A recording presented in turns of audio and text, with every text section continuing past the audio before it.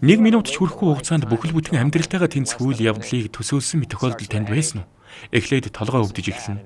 Яасан хэцүү юм бэ? Мүд өвчтөн намдахгүй нэ. Яг энэ хэсгийн өвдөлтийн тухай нэг зүйл уншиж байсан да. Ингэж өвдөд байвал тархины хавдар байж болох юм. Би хаанаас уншиж байлаа? Хэрвээ тархины хавдар байвал надад амьд явах хугацаа хэр үлдсэн бол? Магадгүй 2 сар л байх. Хэрвээ удаан өвдвөл гэр орныхондоо дарамт ачаа болох болов уу?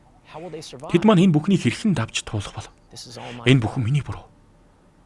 Би эрүүл мэндэд сайн анхаарал тавих ёстой байсан юм гэсэн бодол найзын гар мөрөнд хүрэхэд тасалдлаа. Хөөе. Зүгээр үү? Толгоогоо бариад байхыг чинь анзаарлаа. Толгой нь өвдөд байна уу? Өнөөдөр их халуун байна. Ус сайн уусан уу? Ус багтвал толгой бас өвддөг. 2 аяга ус уутал толгойч зүгээр боллоо. Хүмүүс сонсч л байсан байх. Уншиж байгаа бүх зүйлд итгэх хэрэггүй. Үнэн бус найдваргүй мэдээлэл маш их байдаг. Тиймээс бид уншиж байгаа мэдээллээ шууд хүлээн авч цааш нь төсөөлж ургуулахаас өмнө тодорхой зай авч сурах хэрэгтэй юм. Бид бодож байгаа бүх зүйлдээ итгэхгүй байвал танд ямар санагдаж байна вэ? Бид бодлууд, бодит, үнэн бус атал итгэх хандлагатай байдаг. Зарим бодол үнэн байх. Гэвч ихэнх нь бодит бус худал байдаг. Сэтгэлд болж байгаа зүйлс бол би өөрөө намайг л илэрхийлж байгаа мэт санагддаг. Би аз жаргалтай байна. Би гонигтай байна. Би ууртай байна. Би баяр хөөртэй байна гэх мэт. Гэвч эдгээр сэтгэл хөдлөл мэдрэмж болон бодол төр зүрийн шинжтэй бөгөөд бид тэдгээртэй хутгалдахгүйгээр хөндлөнгөөс ажиглаж таних боломжтой. Сэтгэлийг гүн уучим далаатай зөвөрлөж болох юм.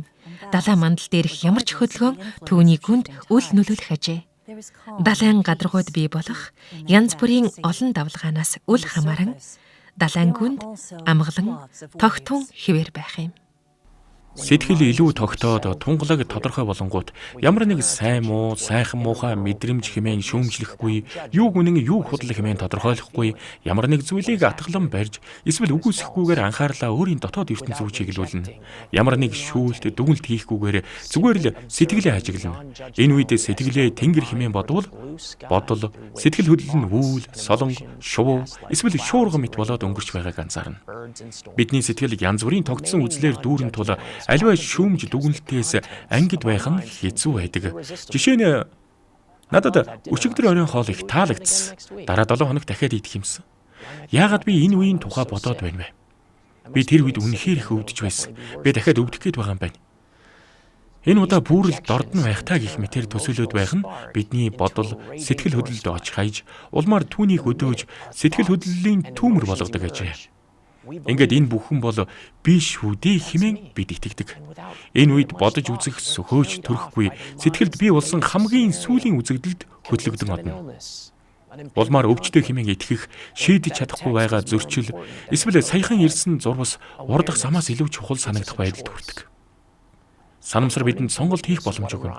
Өөрийн сэтгэл хөдлөлд автахгүйгээр эсвэл дургуутсаж түлхэхгүйгээр ажиглах нь ямар бодол түүх хийгээд төсөөлд уягдаад байгааг олж анзаарах, хэрхэн тэр уяаг суллаад буцаад сэтгэлээ хөндлөнгөөс ажиглах боломж олгоно. Ийхүү дадуулаад байвал бид сэтгэл хөдлөлийн хэв шинжээ анзаарч X зүйл болоход надад ихэвчлэн Y эсвэл Z мэдрэмж төрдөг гэдгийг мэднэ. Y болон Z мэдрэмж төрсөн үед импульс миний хяналтаас гарч нөхцөл байдлыг дараа нь засахад хэцүү болдог гэдгийг ажиглаж мэднэ. Ямар нэг шүүмж дүгнэлтгүйгээр ажиглах чадвар, санамсар сайжрахын хэрээр өөрийгөө ямар үед хорт сэтгэл хөдлөл ба бодлын үрхэнд ордог, хэрхэн тэднийг сулж тавихаа мэддэг болно. Энэ чадварыг танин хүн сэтгэл хөдлөлд метас санамсар гэж нэрлэх бөгөөд энэ чадварын ачаар хорт хэв шинжийг эвдэх боломжтой болно гэсэн үг. Сэтгэл хөдлөл түүнд үзүүлэх хариу үйлдэлийн хооронд тодорхой орон зай бий. Энэ орон зайд л бидний хариу үйлдэлээ сонгох хүч оршдог. Харин хийсэн хариу үйлдэл нь бидний өсөлт хөгжил, эрх чөлөөг илэрхийлж байдаг хэмээн Виктор Франкл хэлсэн байдаг. Энэ бясалгалын дасгал нь сэтгэл хөдлөл түүнд үзүүлэх хариу үйлдэлийн хооронд байгаа орон зайг нэмэгдүүлэхэд туслана. Энэ дасгалыг хийснээр автомат хариу үйлдэлийг илүү зохистой болгон хувиргах боломжийг нээх юм. Гэхдээ энэ чадварыг дадуулахад хугацаа, төвчээр хэрэгтэй. Өмнөх бүлгийн дасгалыг хийсэнтэй адил алгуур, хөнгөн эхлэхийг бодоорой. Бясалгалаа богино хугацаагаар хийх нь бидэнд эрч хүч мэдрүүлж, дахин хийх урам зориг төрүүлнэ.